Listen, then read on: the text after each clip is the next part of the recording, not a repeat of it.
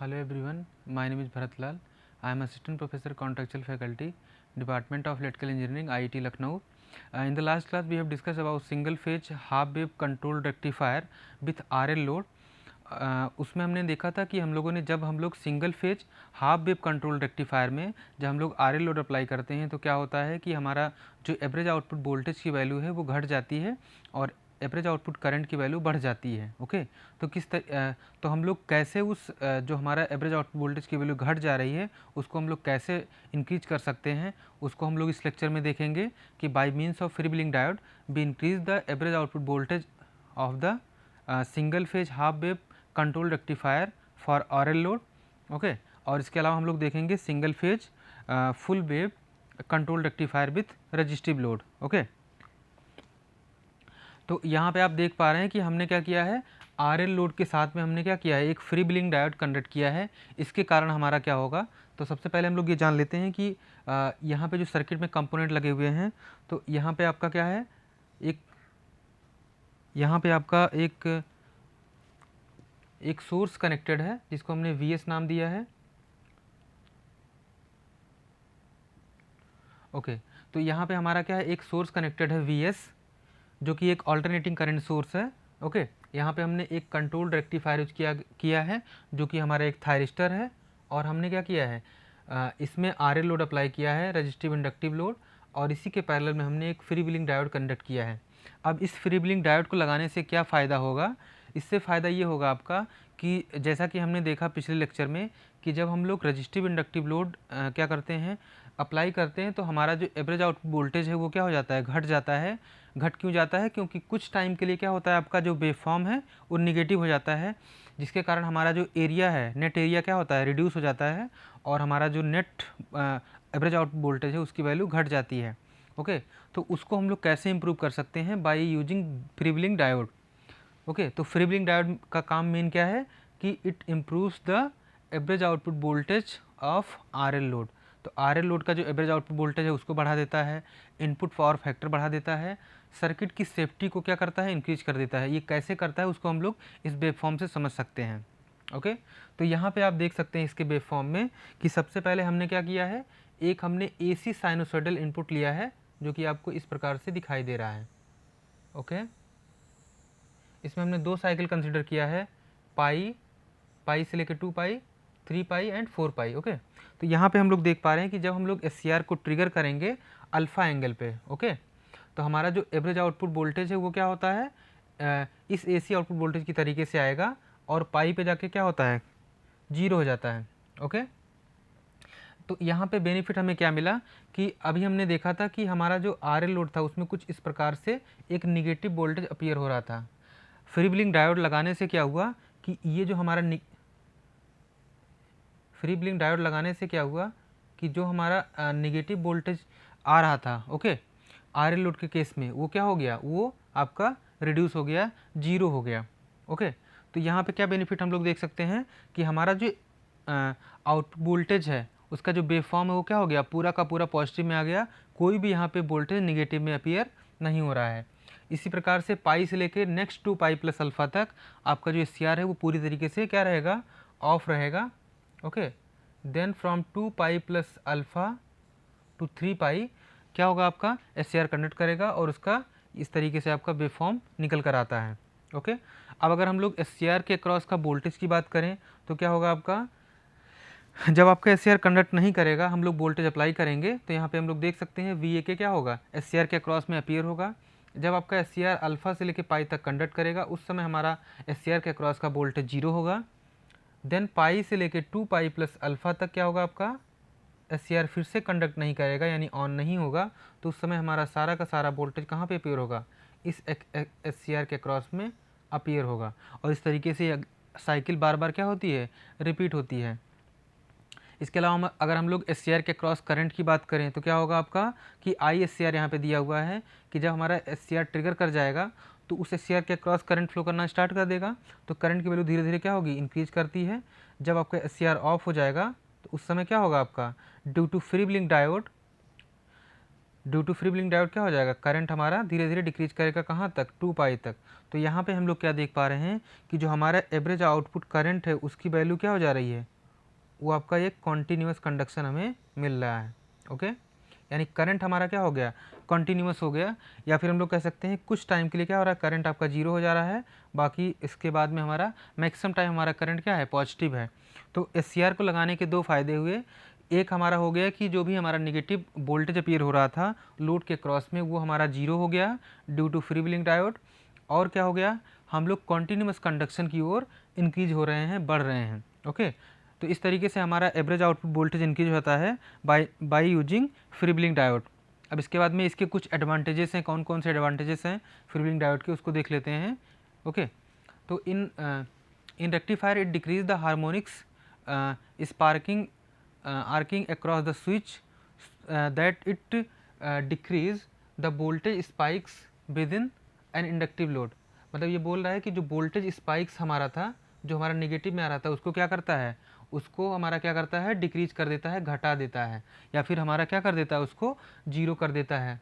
इसके अलावा क्या है, दूसरा इंपॉर्टेंट इसका जो यूज है या एडवांटेज है, it is use to protect switching device.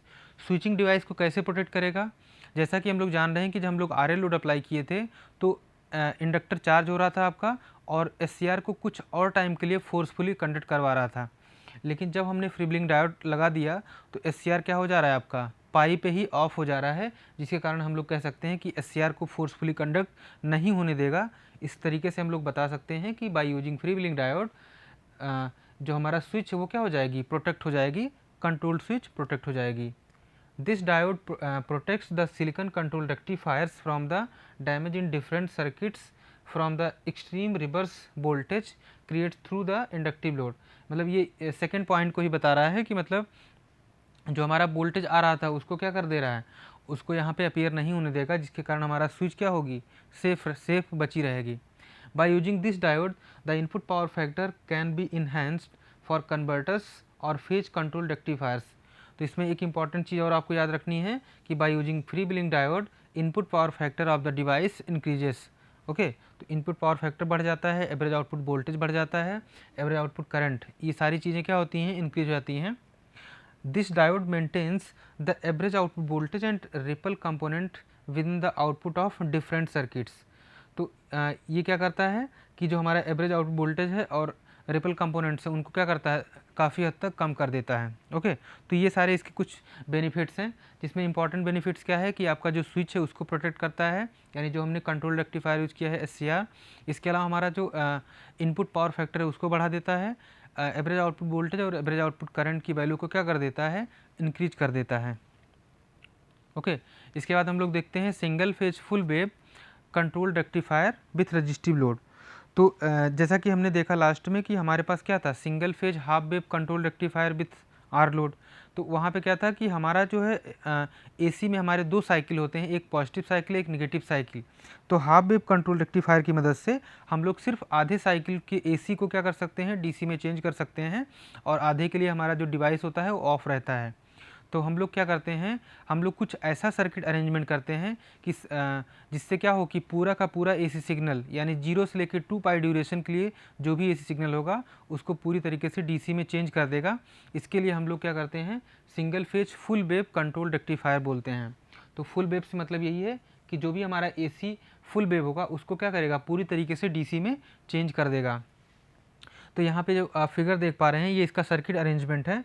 तो यहाँ पे हम लोग देख पा रहे हैं कि हमने क्या किया है, 4 थायरिस्टर लगाया है। ओके, एक ब्रिज के फॉर्म में कनेक्टेड है। ओके, तो इसमें क्या होता है आपका कि T1 और T3 फर्स्ट मोड में काम करेगा, और T2 और T4 दूसरे T1 और T2 फर्स्ट मोड में काम करेगा। ओके, और यानी कि हमारा जो पॉजिटिव हाफ साइकिल होगा उसके लिए T1 और T2 रिस्पॉन्सिबल होंगे करंट को कंडक्ट करवाने के लिए लोड के थ्रू, और T3 और T4 क्या होंगे, निगेटिव हाफ साइकिल में कंडक्ट करेंगे और लोड के थ्रू करंट फ्लो होगा। तो इससे क्या क्या बेनिफिट्स हैं ये हम लोग देख लेते हैं कि ये क्या करेगा, पूरे AC वेव फॉर्म को, यानी 0 से लेकर 2 पाई तक के क्या करेगा, उसको DC में कन्वर्ट कर देगा। यहाँ पे क्या क्या है कि हम लोग, सबसे पहली बात है कि हम लोग यहाँ पे 4 SCR यूज करते हैं, T1 T2 T4 okay T3। यहाँ पे हमने एक सोर्स यूज किया है Vs, जो कि क्या है, ऑल्टरनेटिंग सोर्स है, और हमने लोड यहाँ पे एक लोड अप्लाई करेंगे इसके आउटपुट साइड में। ओके, इसके बाद में क्या है कि एक आपका था जो हमने पहला देखा, वो था आपका ब्रिज कॉन्फ़िगरेशन। ओके, तो फुल वेव में आपके दो कॉन्फ़िगरेशन होते हैं, एक आपका ब्रिज कॉन्फ़िगरेशन, एक centre tap configuration. Bridge configuration में क्या था आपका कि वहाँ पे हमने 4 SCR को क्या किया, सर्किट अरेंजमेंट करके हमने फुल वेव कंट्रोल रेक्टिफायर बनाया। ओके, लेकिन यहाँ पे क्या है कि हम लोग मिड पॉइंट कन्वर्टर या फिर हम लोग सेंटर टैप ट्रांसफार्मर की मदद से हम लोग क्या करते हैं, 2 SCR का यूज करके हम लोग AC को फुल वेव DC में कन्वर्ट कर सकते हैं। तो यहाँ पे आप देख पा रहे हैं कि हम लोग यहाँ पे क्या करेंगे, एक AC सोर्स लेंगे और यहाँ पे हमारे पास एक सेंटर टैप ट्रांसफार्मर है जो क्या करेगा, जो यहाँ पे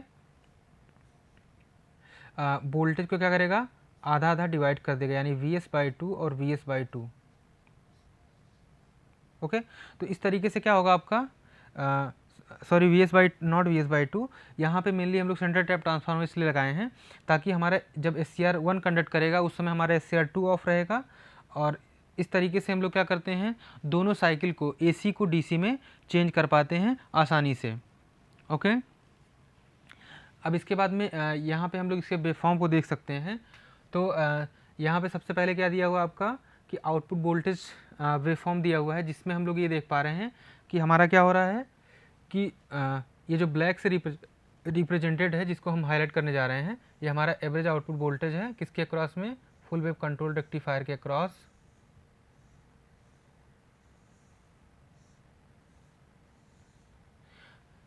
तो यहाँ पे कहाँ से कहाँ तक, alpha, then pi plus alpha, then 2 pi. Okay, तो इसमें हम लोग क्या देख पा रहे हैं कि यहाँ पे हमारा जो SCR है वो कहाँ से कहाँ तक कंडक्ट कर रहा है। जो हमारे ब्रिज के लिए बात करें तो वहाँ पे T1, T2, T3, T4 था, और सेंटर टैप के लिए T1 और T2 SCR थे आपके। तो अल्फ़ा से पाई तक हमारा एक SCR कंडक्ट करेगा किसके लिए, सेंटर टैप के लिए, और 2 SCR हमारे किसके लिए कंडक्ट करेंगे, ब्रिज रेक्टिफायर में। तो हमारा अल्फ़ा से पाई तक हमारा क्या होगा, यहाँ पे हमारा आउटपुट वोल्टेज अपीयर होगा। ओके, इसके अलावा क्या होगा, जब नेगेटिव हाफ साइकिल आ जाएगा तो उस समय हमारा SCR T2 ट्रिगर करेगा for centre tap transformer, and for bridge rectifier T3 and T4 triggered, और हमारा जो आउटपुट वोल्टेज आता है वो क्या आता है, पाई प्लस अल्फ़ा से लेके 2 पाई तक। तो यहाँ पे हम लोग क्या देख पा रहे हैं कि यहाँ पे हमारा जो AC वेवफॉर्म है, ओके, उसके दोनों साइकिल को क्या कर रहा है, DC में चेंज कर दे रहा है, और हमें DC जो दिखाई दे रही है कुछ इस प्रकार से हमें अपीयर होती है। तो यहाँ पे अगर हम लोग बात करें तो हमारा जो वेवफॉर्म आ रहा है वो कहाँ से कहाँ तक आ रहा है, अल्फ़ा से लेके पाई तक, देन पाई प्लस अल्फ़ा से लेके 2 पाई तक आ रहा है आपका। ओके, और यहाँ पे IG1, IG2, IG3, IG4 ये आपको बता रहा है कि किस तरीके से किस रीजन में हमारा कौन सा गेट सिग्नल प्रोवाइड किया जा रहा है। ओके, इसके बाद में हम लोग थायरिस्टर के थ्रू करंट को हम लोग कैसे ऑब्जर्व कर सकते हैं, ये भी हम लोग देख सकते हैं। ओके, तो इस प्रकार से हमारा क्या नाम है, IT1, IT2, IT3, IT4 bridge के लिए किस तरीके से हमारा करंट फ्लो होगा और किस तरीके से उसके क्रॉस में एवरेज आउटपुट वोल्टेज आता है, उसको हम लोग यहाँ पे देख सकते हैं। अब इस वेव फॉर्म से हम लोग क्या करते हैं कि जिस तरीके से हमने हाफ वेव में देखा कि एवरेज आउटपुट वोल्टेज इक्वेशन कैसे डिराइव करेंगे, RMS आउटपुट वोल्टेज इक्वेशन कैसे डिराइव करेंगे, तो दोनों डिवाइसेस में या फिर दोनों सर्किट्स में क्या अंतर है कि ये चूंकि दोनों वेवफॉर्म को हम क्या कर रहा है, या फिर पॉजिटिव हाफ साइकिल और नेगेटिव हाफ साइकिल दोनों को क्या कर रहा है, AC को DC में चेंज कर दे रहा है। तो जो हमारा एवरेज आउटपुट वोल्टेज आएगा, जितना पहले में आ रहा था उसका क्या आएगा, दुगना आएगा। तो यहाँ पे आप देख पा रहे हैं इसका फॉर्मूला Vm/पाई 1 प्लस कॉस अल्फ़ा। ओके, उस पहले वाले के केस में आ रहा था आपका Vm/2 पाई, यानी वहाँ पे Vm/2 2 फैक्टर था, यहाँ पे वो 2 फैक्टर हट गया, यानी कि क्या हो गया हमारा जो पहले हाफ वेव के लिए आ रहा था आपका, उसका हमारा क्या हो गया, ये दुगुना निकल के आ गया एवरेज आउटपुट वोल्टेज। तो यहाँ पे हम लोग क्या समझ सकते हैं कि average output voltage becomes twice as previous cases, मतलब प्रीवियस केसेस के अलावा हम लोग इसमें देख सकते हैं कि इसमें जो हमारा एवरेज आउटपुट वोल्टेज निकल के आया वो दुगुना निकल के आया। इस तरीके से हम लोग एवरेज आउटपुट करंट कैसे निकाल सकते हैं, average output current equal to average output voltage upon resistance. तो यहाँ से Vm/पाई R 1 plus cos alpha. Okay, तो ये हमारा हो गया फुल वेव के लिए कि एवरेज आउटपुट वोल्टेज और एवरेज आउटपुट करंट किस तरीके से हम लोग इसको निकालते हैं। ओके। इसके बाद में दिया है कि the RMS component of the output voltage and current waveforms are determined from. तो जिस तरीके से हमारा क्या हो रहा था वहाँ पे जो हाफ वेव के लिए था कि जितना वोल्टेज आ रहा था फुल वेव में उसका दुगना आ गया, उसी तरीके से हमारा आरएमएस की वैल्यू भी क्या हो जाती है, बढ़ जाती है, इंक्रीज कर जाती है। तो इसका जो आरएमएस की वैल्यू निकल के आती है वो V M under root 1/2 minus alpha upon 2 pi sine 2 alpha upon 4 pi. तो आरएमएस की वैल्यू भी क्या हो जाती है, बढ़ जाती है। या और फिर हम लोग आई आर एम एस कैसे निकाल सकते हैं, voltage R M S upon resistance and V M by R under root 1/2 minus alpha upon 2 pi plus sine 2 alpha by 4 pi. तो ये दोनों इक्वेशन क्या हैं आपकी, इंपॉर्टेंट्स हैं। अब हम लोग क्या निकाल सकते हैं कि power absorb by the load. तो लोड हमारा पावर कितना एब्जॉर्ब करेगा, तो हम लोग निकाल सकते हैं कि power absorb by the load equal to I R M S square into R. Okay. इसके अलावा हम लोग क्या निकाल सकते हैं, अगर इसके पावर फैक्टर की बात करें, पावर फैक्टर हमारा क्या हो जाएगा, power absorb by load that is I R M S square into R divide by क्या हो जाएगा आपका V S into I S. यानी हमारा कितना जो है सप्लाई पावर है और कितना पावर जो हमारा लोड है एब्जॉर्ब कर रहा है, इन दोनों के रेशियो को हम लोग क्या कर सकते हैं, यहाँ से पावर फैक्टर निकाल सकते हैं। ओके। इसके बाद में एक हमारे पास न्यूमेरिकल है जिसको हम लोग देखेंगे कि किस तरीके से हम लोग फुल वेव कंट्रोल रेक्टिफायर का अगर न्यूमेरिकल आता है तो उसको हम लोग कैसे उसके पैरामीटर्स को हम लोग डिटरमाइन कर सकते हैं, उसको निकाल सकते हैं। ओके। तो इसमें हम लोग देख लेते हैं कि क्या क्या गिवन है आपका। तो सबसे पहले दिया है कि the full wave controlled bridge rectifier has an AC input of 120 volt RMS at 60 hertz frequency and a 20 ohm load resistor. The delay angle is 40 degree. Determine the average current in the load, the power absorbed by the load and the source volt amperes. Okay, source volt amperes का मतलब कि कितना हमारा जो है source के through कितना मतलब पावर हमारा जो है सोर्स डिलीवर करेगा, उसके बारे में बात कर रहा है। तो यहाँ पे हम लोग देख सकते हैं क्या क्या गिवन है आपका। तो यहाँ पे गिवन है आपका कि it is a bridge rectifier. हमारा एक क्या है, ब्रिज रेक्टिफायर है। हम लोग जानते हैं ब्रिज रेक्टिफायर क्या करता है कि एसी को डीसी में चेंज करता है और दोनों साइकिल को क्या करता है, डीसी में कन्वर्ट कर देता है। ओके। तो यहाँ पे V S equal to 120 volt, F equal to 60 hertz,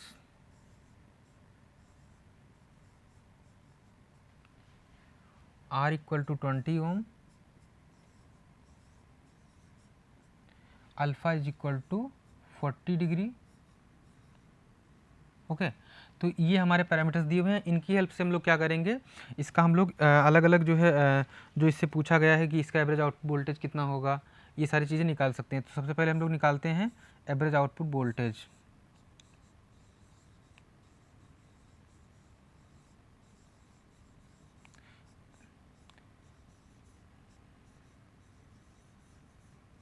average output voltage का फार्मूला क्या होता है आपका, V naught equal to V M by pi 1 plus cos alpha. Okay. तो इसके बाद हम लोग क्या करेंगे, इसकी वैल्यूज को पुट करेंगे। तो हमारा वी एम क्या है आपका, हम लोग जानते हैं कि V S equal to V M by root 2 या फिर V M equal to root 2 times V S. यानी कि हम लोग जानते हैं V M equal to V S by root 2,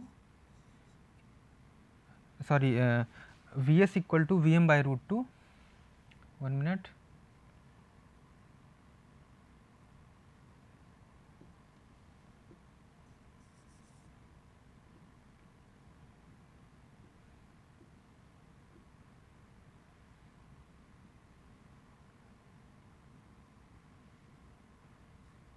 तो हमारा क्या होता है formula, V S equal to V M by root 2। तो यहाँ से क्या निकल के आएगा आपका, V M equal to root 2 times V S. Okay. तो हमेशा जो हमारा सप्लाई दिया होता है वो आर एम एस में रहता है, हम लोग क्या करते हैं रूट 2 से मल्टीप्लाई करके उसको मैक्सिमम में कन्वर्ट करते हैं। तो यहाँ पे क्या हो जाएगा, root 2 multiplied by 120 divide by pi 1 plus cos 40 degree. Okay. और जब हम इसको सॉल्व करेंगे तो हमारा एवरेज आउटपुट वोल्टेज कितना निकल के आता है 95.4 वोल्ट। ओके, तो हमारा 95.4 वोल्ट क्या निकल के आएगा एवरेज आउटपुट वोल्टेज। इसके बाद में हम लोग क्या करते हैं, यहाँ से एवरेज आउटपुट करंट हम लोग निकाल सकते हैं। Average output current equal to क्या होता है आपका IDC equal to VDC divide by resistance. तो हमने निकाला अभी कि VDC कितना है 95.4 डिवाइड बाई रेजिस्टेंस आपका 20 एम्पियर है, सॉरी 20 ओम है। जब इसको हम लोग यहाँ पे सॉल्व करेंगे तो हमारा निकल के आएगा IDC की वैल्यू 4.77 एम्पियर। ओके, इसके अलावा जो हमारा RMS आउटपुट वोल्टेज होता है वो कितना होता है, sorry RMS output current IRMS equal to under root, पहले बाहर में होगा VM/2 under root 1/2 minus alpha upon 2 pi minus sine 2 alpha upon 4 pi.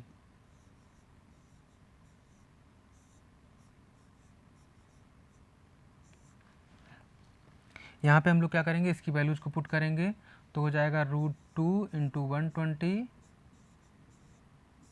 Divide by 2 in bracket 1/2 minus alpha को हम लोग क्या करेंगे, अल्फ़ा को हम लोग रेडियन पुट करेंगे तो 0.698, यानी कि जब हम लोग अल्फ़ा इक्वल टू 40 डिग्री दिया है उसको कन्वर्ट करेंगे तो हमारा निकल के आएगा 0.698 minus sine 2 alpha that is 80 degree divide by 4 pi. Okay, तो यहाँ से जब हम लोग सॉल्व करेंगे तो हमारा जो RMS करंट की वैल्यू निकल के आती है IRMS 5.80 एम्पियर। ओके, तो ये हमारा IRMS निकल के आएगा। अब हम लोग क्या कर सकते हैं यहाँ से कि जो हमारा पावर कितना हमारा लोड एब्जॉर्ब करेगा उसको हम लोग निकाल सकते हैं। तो उसको लिखेंगे power absorb by the load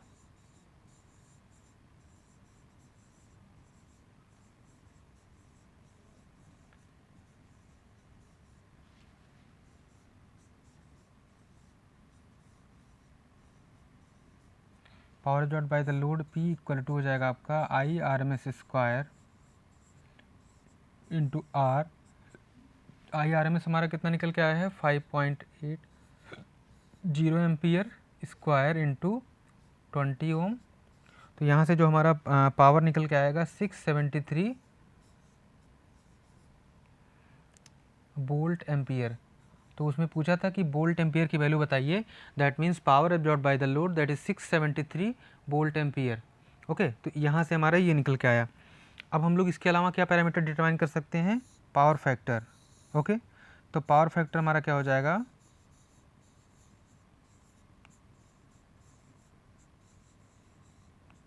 power factor हमारा हो जाएगा real power upon apparent power that is P/S, या फिर हमारा क्या हो जाएगा IRMS square into R upon VS into IS, या फिर I0। ओके, तो यहाँ पे हमारा IRMS सभी निकाले हमने, कितना आया है 5.80 ampere square into 20 divide by 120 volt. Current हमारा कितना लिखा आया था 4.77 एम्पियर।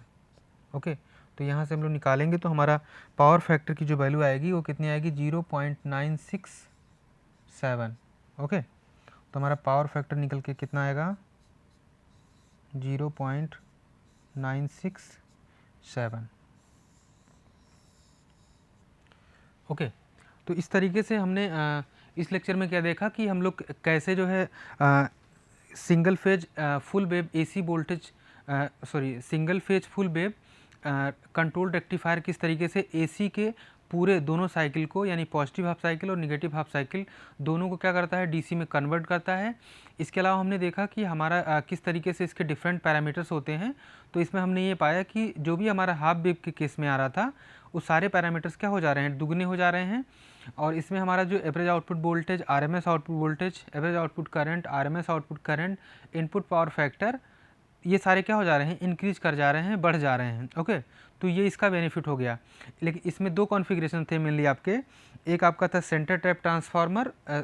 सेंटर टैप ट्रांसफार्मर की मदद से हम लोगों ने फुल वेव कंट्रोल रेक्टिफायर बनाया, जिसमें हमने 2 SCR का यूज किया। और एक हमारा था कि हम लोग क्या कर सकते हैं, ब्रिज रेक्टिफायर बना सकते हैं with the help of 4 controlled rectifier SCR। तो हम लोग ब्रिज में 4 SCR का यूज करते हैं, और जो हमारा सेंटर टैप ट्रांसफार्मर होता है वहाँ पे हम लोग 2 SCR का यूज करते हैं। तो इसमें इन दोनों में क्या डिफरेंस है, यानी सेंटर टैप में और आपका जो ब्रिज रेक्टिफायर है, इन दोनों में बेस्ट कौन सा है और क्यों बेस्ट है, इसको हम लोग जान लेते हैं। तो इसमें होता ये है आपका कि सेंटर टैप ट्रांसफार्मर के केस में हमें एक सेंटर टैप ट्रांसफार्मर की रिक्वायरमेंट होती है, उसको हमें अलग से एक रिक्वायरमेंट होगी। इसके अलावा क्या है आपका कि जो SCR की रेटिंग्स होगी वो ज़्यादा होनी चाहिए, ठीक है ना।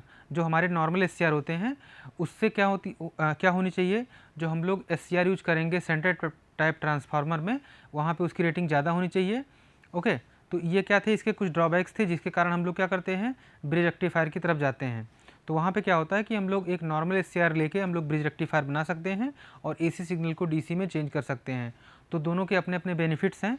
अगर हम लोग सेंटर टाइप की बात करें तो वहाँ पे हम लोग सिर्फ 2 ही SCR लगाते हैं, और अगर ब्रिज की बात करें तो वहाँ पे 4 SCR हमें यूज करना पड़ेगा। तो ब्रिज के केस में कॉस्ट जो ज़्यादा हो जाता है SCR का, और सेंटर टाइप के केस में कॉस्ट कम लगता है।